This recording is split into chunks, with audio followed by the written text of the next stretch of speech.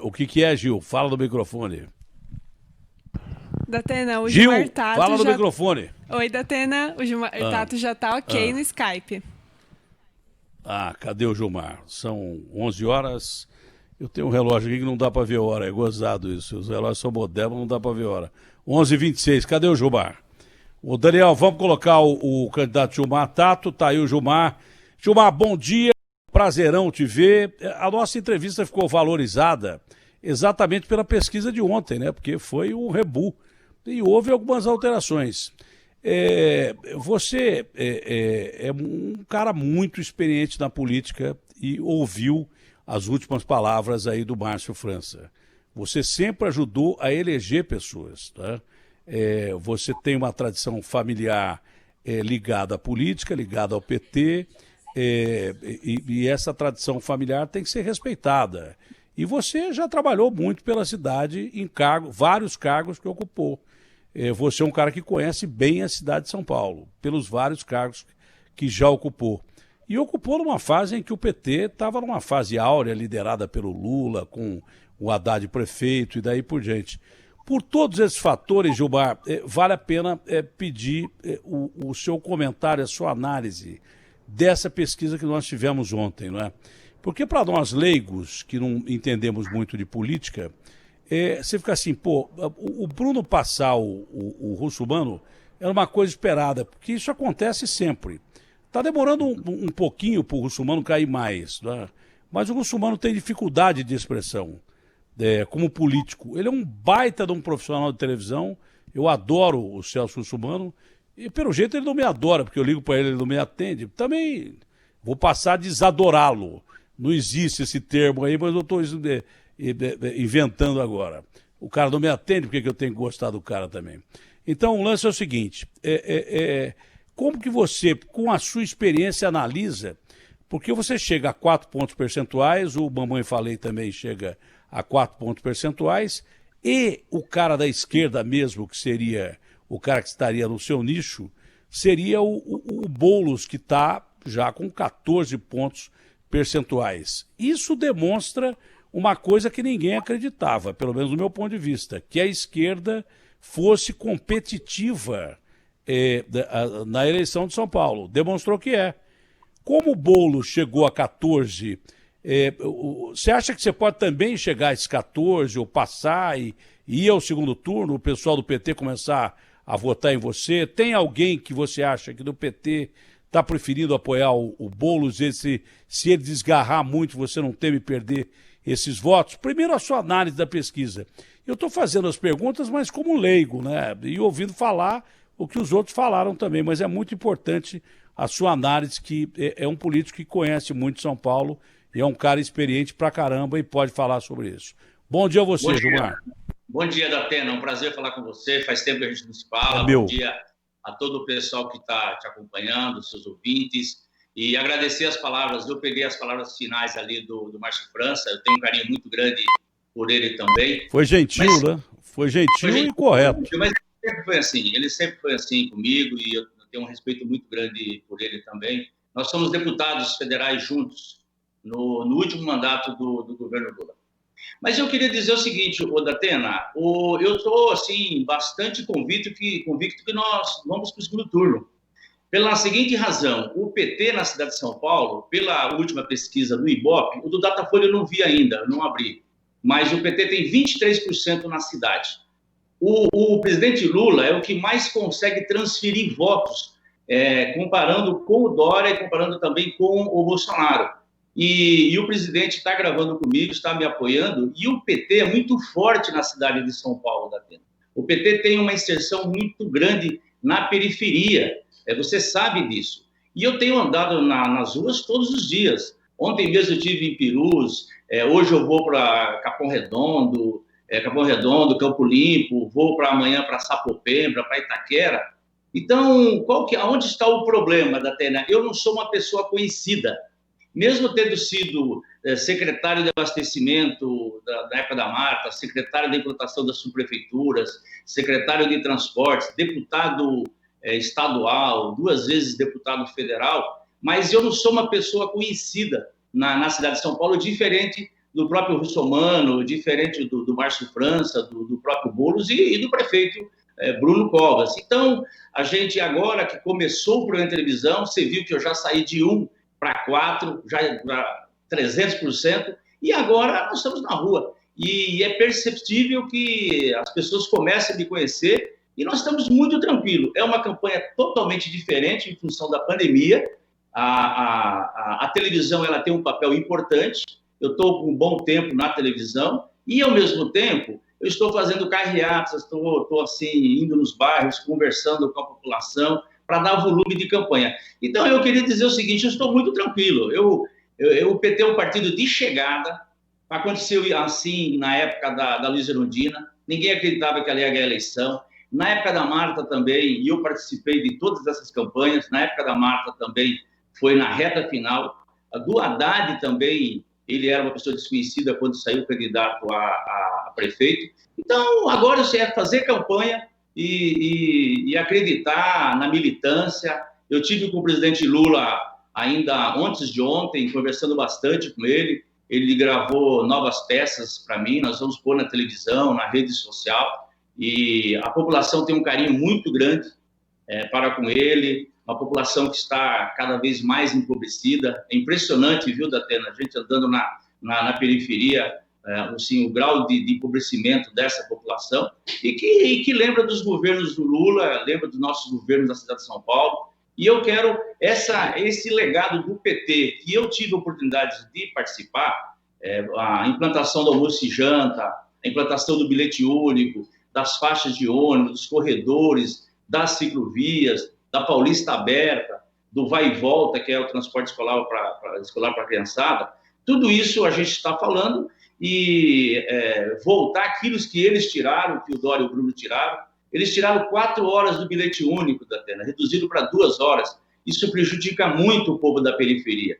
Tiraram o leve-leite, uma quantidade enorme de crianças ficaram sem leve-leite. Tiraram o passe livre dos estudantes. Então, isso a gente está colocando e a população está sofrendo muito. Além do que, eu, modesta parte, sou uma pessoa que tenho muita experiência. O fato de eu ter sido secretário em várias pastas, mas principalmente, não só do transporte, porque eu sou o secretário que mais tempo ficou na área do transporte na cidade de São Paulo, a gente conseguiu reestruturar o sistema de transporte na cidade de São Paulo.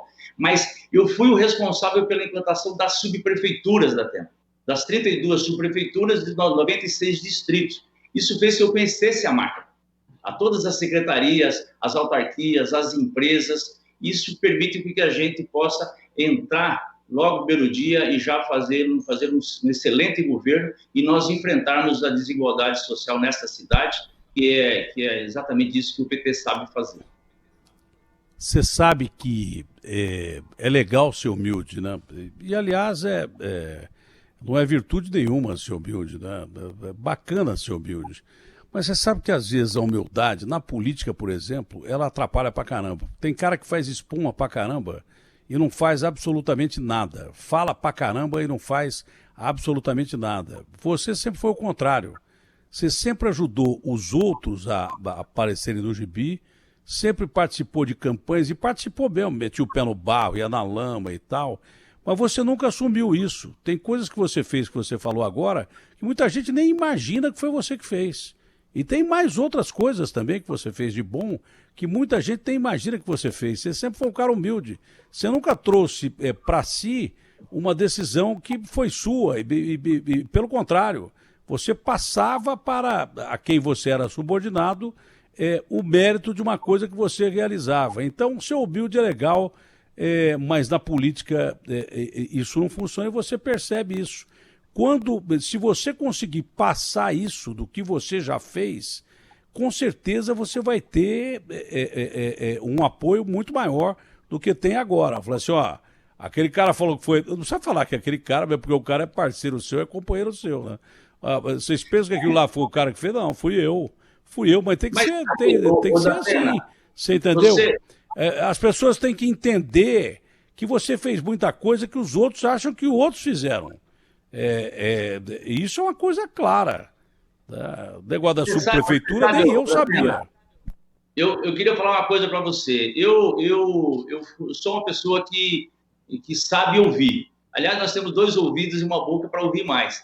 E você não tem ideia como é muito difícil você ser secretário, por exemplo, de transportes, numa cidade de São Paulo. Imagina você conversar com um empresário de ônibus, com sindicatos de motoristas, com o pessoal de cargas, caminhoneiro, taxista, motoqueiro, ciclista. Então, e essa cidade, você acorda, você acha que você vai acordar, tá tudo normal, e de repente tem um grande acidente nas marginais e tudo muda de uma hora para outra, ou tem enchentes. Então, e é exatamente na mobilidade que você tem que saber ouvir e tomar decisões rápidas. Então, eu procurei, em todas as pastas que eu atuei, ser bastante ousado, mas aprendi a ouvir, porque uma cidade de 12 milhões de habitantes, uma cidade que tem muitas contradições, você tem ideias das mais diferenciadas, um prefeito, um legislador, ele precisa saber ouvir, ele precisa estar muito próximo da população. E eu estou falando isso, Datena, para te dar um exemplo. Quando eu assumi a Secretaria de Abastecimento, e nós estávamos na época daquela campanha do Betinho, Natal Sem Fome, nós estamos falando de 2001, e eu fui visitar uma escola no Paraisópolis, na hora do almoço, e a criançada, era mais de 1.000 crianças, estavam comendo bolacha seca. Eu falei, olha, eu sou secretário de abastecimento, e não é razoável que as crianças comam bolacha seca na hora do almoço. Eu voltei para a secretaria da Atena e me reuni com toda a minha equipe, nutricionistas, enfim, e eu nunca vi tanto não na minha vida. Secretário, a escola é de lata, não tem cozinha. Secretário, não tem merendeira, não tem nutricionista. Secretário, escola não é lugar de criança comer. E aí, por último, não tem dinheiro. Foi aí que eu tirei aquela lata do leve leite e coloquei aquele sachê e arrumamos o dinheiro e implantamos almoço e janta nas escolas. As criançadas começaram a comer arroz, feijão, legumes, suco de laranja natural, frutos, quer dizer, comida de verdade. Então, eu procurei e procuro em todas as frentes que eu trabalhei aqui na cidade de São Paulo, nesses 8 anos que eu fiquei, de não aceitar o não como resposta. Isso exige ousadia, coragem, conhecimento. Por que eu estou querendo e tenho, assim, estou muito seguro que nós vamos... Você falou uma coisa, viu, Jubá? Me permita só te interromper. Você falou uma coisa importantíssima. A educação é a base de todo o país, né? Um povo que não tem educação, e o brasileiro sempre não teve acesso à educação, porque as nossas classes dominantes não quiseram ter o brasileiro educado, politizado, com cultura, para continuar votando sempre nos mesmos, né? As elites nunca imaginaram que a gente pudesse ter um povo culto. Então, mas nós chegamos a um ponto de que, infelizmente, pela má distribuição de renda que nós temos no Brasil também, e ouvi isso aqui há pouco tempo de uma merendeira, porque não adianta você ficar ouvindo análise política de livro, economia do Paulo Guedes, que acha que é ministro da economia dos Estados Unidos ou da China, as 2 maiores economias do mundo. O negócio é meter o pé no barro e ir no local que nem você viu criança comendo bolacha. Eu, em Ribeirão Preto, eu ganhei um prêmio de direitos humanos, um prêmio Vladimir Herzog, mostrando que na Califórnia brasileira, a molecada ia na escola, quando diziam que era a cidade mais rica do estado de São Paulo, que é o estado mais rico do país, as crianças iam na escola, não era para estudar não, era para comer a merenda que tinha lá. E ainda assim, na hora da merenda, a molecada passava o que restava da merenda para o resto da família que ficava ali fora. Eles subiam no muro e botavam lá uma maçãzinha, um prato de arroz e feijão, para o irmão comer e para a mãe comer. Infelizmente, nós chegamos a esse ponto no Brasil. Hoje, a escola no Brasil serve mais para alimentar a criança do que para ensinar. Tanto que durante essa pandemia eu achei uma barbaridade. Eu falei com um secretário aqui, falei, tem comida, a denúncia do Agostinho, tinha merenda estragando nas escolas aqui em São Paulo, e o secretário falou que não, mas quando nós fomos lá, tivemos que esperar ele chegar, porque a gente já tinha levantado, um cara falou, não, tem, isso aqui está estragado, chegamos lá, não tinha mais nada, é claro, porque tivemos que esperar o secretário 1 hora, tivemos que esperar o secretário chegar para abrir o raio do local num galpão onde estava colocado a merenda. E uma merendeira falou assim, sabe o que que é? Eu já me ofereci para ir lá de graça na escola. Eu sou merendeira, fazer a merenda e entregar essa merenda aí com fila e tal, com distanciamento social, para as crianças comerem em casa. Ela falou, porque eu já vi criança repetir o prato 4 vezes. E, infelizmente, essa é uma das nossas graves situações que enfrentamos em tudo, né? É terrível isso aí. O Datena, eles deixaram essas crianças 6 meses sem comer, em função que não tinha aula, as crianças ficaram em casa, e o prefeito não viabilizou a alimentação escolar para essas crianças. E mesmo o voucher alimentação que ele está anunciando no programa eleitoral dele, tem várias famílias denunciando que não receberam até hoje esse voucher. Então, é um prefeito que não cuida das pessoas, não cuida da gente dessa cidade, e principalmente nessa área tão sensível que é a educação. Veja, que políticas que ele está fazendo nesse momento para definir um plano pedagógico para a volta às aulas. Porque tem criança que, às vezes, a mãe, o pai ajuda no reforço escolar, ou tem internet em casa, tem computador e conseguiu acompanhar nesse período. Você tem criança que não teve isso. Então, você tem que fazer um plano pedagógico diferenciado. A prefeitura poderia usar este momento da pandemia, que as escolas estão fechadas, de reformar essas escolas. Isso geraria, inclusive, emprego para preparar o pós-pandemia, de você criar, sabe, colocar torneiras, ter água à vontade para lavar a mão, com sabão, aumentar as salas de aulas, verificar como que vai ser na hora do recreio. Então, isso não está acontecendo. Na área do transporte, fizeram uma bagunça, uma confusão danada, fizeram um mega rodízio, deixando a quarentena para o carro, jogando todo o povo... Rodízio para o ímpar. Rodízio para o ímpar, nunca vi falar. O mega rodízio, trancaram as avenidas, também na cidade de São Paulo, e jogando o povo no sistema de transporte, reduziram o número de ônibus, não higienizaram esse transporte, esses ônibus. Então, é uma área que você conhece bem. É uma área que você conhece bem, mas tem candidatos aí, pelo menos eu ouvi 2 ou 3. A Joyce, com certeza, e o Mamãe Falei, dizendo que o crime organizado está metido no meio do transporte coletivo aqui de São Paulo. Isso é verdade ou não? Olha, isso eu não sei. Isso compete à polícia apurar e compete à prefeitura, o secretário de transporte, se tiver informações, notícias, mandar para a polícia civil, a polícia reservada. Eu fiz isso na minha época, eu enfrentei a máfia dos transportes da Atena. E você já era repórter, você já estava na Bandeirantes, você sabe como foi aquele período. Marta andou de colete, né? A Marta chegou a andar de colete, lembra? Eu tive que usar colete à prova de bala, colocar segurança para meus filhos, que eu nunca fiz isso na vida. A própria prefeita, na época, eu fiquei um período de 4 a 5 meses sem aparecer assim, publicamente. Ninguém percebia isso. Mas nós enfrentamos. Teve, inclusive, pseudo-empresários que foram presos naquela época. Teve gente que acabou sendo preso. E nós tiramos do sistema aquele monte de perua velha e organizamos os sistemas. E a ponto de deixar de ter o passe, o bilhete único, que as pessoas pegavam 3, 4 ônibus, pagavam 3, 4 passagens, e acabou pegando pagando uma passagem só.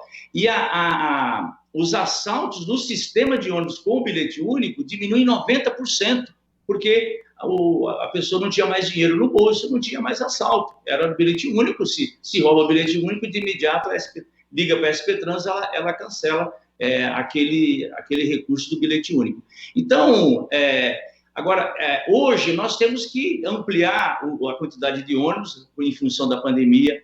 Nós tem vários bairros que não têm linha de ônibus. Nós temos que ampliar as faixas de ônibus, os corredores, porque isso aumenta, inclusive, a velocidade comercial. E a área de transporte é uma área que eu entendo bastante e que vem aos poucos diminuindo a eficiência desse sistema, a ponto do atual prefeito, o Bruno, diminuir de 4 horas para 2 horas a validade do bilhete único. Isso prejudica, Datena, quem mora na periferia, quem mora longe. É muito parecido com a grande maioria. Com aquela proposta do Russomano na campanha anterior, que ele queria cobrar... Ele perdeu a eleição por causa disso. Por quilômetro rodado. Ele queria cobrar o bilhete único, a passagem por quilômetro rodado. Agora, o Bruno fez uma coisa muito parecida. Ele reduziu o tempo. Então, o desespero das pessoas que usam os ônibus ou metrô na cidade de São Paulo é justamente esse. Se tiver um congestionamento, se tiver um acidente, ele perde e aí ele tem que pegar um outro ônibus e paga uma outra passagem. Por isso que nós vamos devolver essas 4 horas que eles tiraram do povo de São Paulo. Nós estamos chegando no final da entrevista, né? Porque eu vou entrar agora o horário político. Eu não sei porque que vai ter horário político agora aqui. Porque eu nunca vi um horário político maior do que o programa de hoje, que hoje eu fiz o programa inteiro sobre política, por causa da pesquisa do Datafolha. Mas, Gilmar, tem uma pergunta que tem que ser feita, é inegável, que tem que ser feito, é óbvio, né? Nós todos sabemos que roubalheira tem em todo lugar do mundo na política, né? Corrupção tem em todo lugar do mundo na política. No Brasil, a gente é campeão mundial de ter ladrão metido na política. Isso é uma coisa absolutamente clara. Até numa live que eu fiz com o Carlos Alberto no canal do Datena ontem, falou: Datena, mas você não vai ser político? Eu falei: não uso cueca, pô. Enquanto eu não usar cueca, eu não posso ser candidato a político. Mas o lance é o seguinte, né? Falando aqui de uma forma séria. Nós tivemos uma roubalheira desgraçada nos últimos tempos, inclusive nos últimos governos em que o PT estava lá governando, ou com Lula ou com a Dilma, né? A Dilma foi empichada e o Lula chegou aí para a cadeia durante a Lava Jato. Falar que foi a roubalheira do PT só, não foi a roubalheira do PT só, porque todo mundo bebeu ali. O que foi? O mosquito te piscou aí? O mosquito te picou? Pernilongo te picou aí ou não? Você deu uma mexida no rosto? A caneta. Tive a impressão que a caneta que caiu, eu levei um susto. Pensei que você estava tendo um trem aí. Por causa da pergunta, achei que você estava tendo um trem aqui. Mas o negócio é o seguinte, então, nós tivemos aí durante a Lava Jato a impressão que o PT meteu a mão no pote. Mas, na verdade, por exemplo, na Petrobras, lá na Petrobras, é difícil achar um partido que não foi lá fazer caixa 2. É difícil achar um partido que não foi meter a mão lá e fazer caixa 2, em outras estatais e tal, e daí por diante. Então, a pergunta que fica é a seguinte: ficou a impressão durante a Lava Jato que o Lula era o único cara que roubou e que a Dilma fez um péssimo governo, que ela não tinha controle e deu pedalada fiscal e daí por diante. Isso prejudicou, claro, que o partido que era o maior partido da época, que vinha de governos do Lula muito bons, não é? E que a Dilma já não fez um governo tão bom assim. Foi horroroso o governo da Dilma, mesmo porque eu acho que ela deu uma bike no Lula, porque era o Lula para ser candidato, ela deu uma bike no Lula. Isso eu falei inclusive para ele, eu acho que a Dilma deu uma bike no senhor na época que eu conversava com o Lula. Pois ele não quis mais conversar comigo, eu também não conversei com ele, porque ele não quis mais conversar comigo. Porque eu vou conversar com ele, você não quer conversar comigo, não tem jeito. Que nem ontem o Dória me perguntando: por que você não pergunta pro Bolsonaro? Eu falei: porque não tá aqui o Bolsonaro. E eu não tô falando com ele, nem ele tá falando comigo. Por que eu vou perguntar para ele como? Tô perguntando para você que tá aqui. Mas ficou aquela marca do PT, que o PT era o centro da Lava Jato e que depois o PT se defendia dizendo que o negócio era para pegar o Lula, por Lula não ser candidato. Eu acho que o Bolsonaro foi eleito muito mais por causa disso do que por qualquer outra coisa. Que a esquerda ficou com a pecha de meter a mão no pote e todo mundo meteu a mão no pote, esquerda, direita, centro, e isso dificulta muito a imagem do PT aqui em São Paulo. Isso pode te atrapalhar, Gilmar? Eu peço que você seja... Não, dá tempo ainda. Você tem 6 minutos para responder. Em televisão, em rádio e televisão é bastante tempo. Datena, ninguém fortaleceu os órgãos de controle do que os governos do PT, inclusive o presidente Lula. Tanto a Polícia Federal, como a AGU e o Ministério Público dando recursos, e o próprio Judiciário. E a Lava Jato se mostrou a grande farsa. A farsa de não deixar o Lula ser presidente da República, por isso que o condenaram e prenderam. E logo a prova maior é que o Moro, que foi que instruiu o processo e que condenou o presidente Lula, logo no primeiro dia assumiu o Ministério da justiça. Então, e depois, mesmo a Intercept mostrou, através dos vazamentos, de que realmente era uma operação para evitar que o PT voltasse a governar o Brasil. E aqui na cidade de São Paulo, que foi aonde e nós estamos brigando e lutando, mas torcendo para que o presidente possa realmente ter os seus direitos políticos de novo assegurados. Por isso que a gente aguarda essa decisão do STF, que está lá para decidir. E aqui na cidade de São Paulo, o Haddad, ele criou a controladoria, uma controladoria que evitou, inclusive, uma roubalheira na cidade de São Paulo. Ele acabou com o contrato da Controlar e que agora eles acabaram com a controladoria. Tanto é que o chefe responsável pela controladoria pediu demissão e foi embora. Então, do ponto de vista da transparência, do ponto de vista de você assegurar que todo o recurso público ele seja destinado àquilo que realmente foi designado e decidido, o PT, nós temos a plena consciência. Agora, é verdade, uma campanha muito forte contra o PT. Eu desconheço algum petista que tem contra no exterior, diferente, inclusive, de outros políticos. Vamos lembrar, onde anda o Aécio Neves? Aonde anda o Pirillo?